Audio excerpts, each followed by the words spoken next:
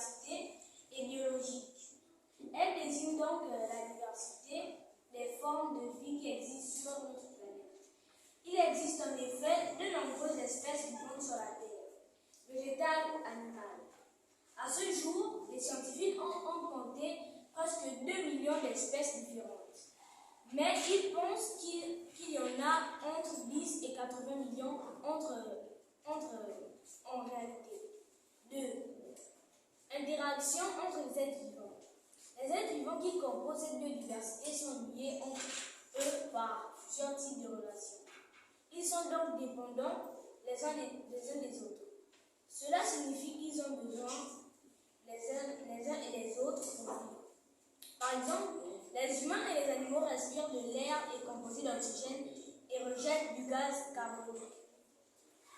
Les plantes vertes font le contraire. Les humains, les animaux et les plantes ont besoin l'un des autres pour vivre. Quelle autre interaction, lien existe entre les êtres vivants? Lien alimentaire. Les êtres vivants sont liés par les chaînes alimentaires, c'est-à-dire qu'ils mangent ou sont mangés par les êtres vivants. Exemple, les escargots mangent des salades. Ils sont mangés par les moineaux et les poules, qui sont là pour manger par les renards. Maintenant, nous avons deux images, les moineaux dans une rue et les plantes vivant dans la forêt tropicale.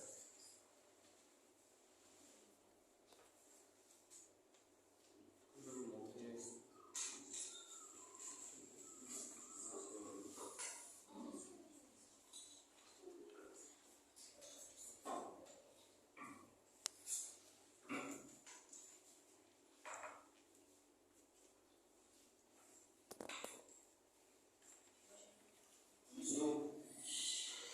Quand un être vivant s'accroche à un autre pour être transporté. Exemple, un poisson appelé Remora s'accroche à un requin ou à une tortue grâce à une sorte de ventouse qu'il possède sur la tête, ce qui lui permet d'être transporté sur de longues distances.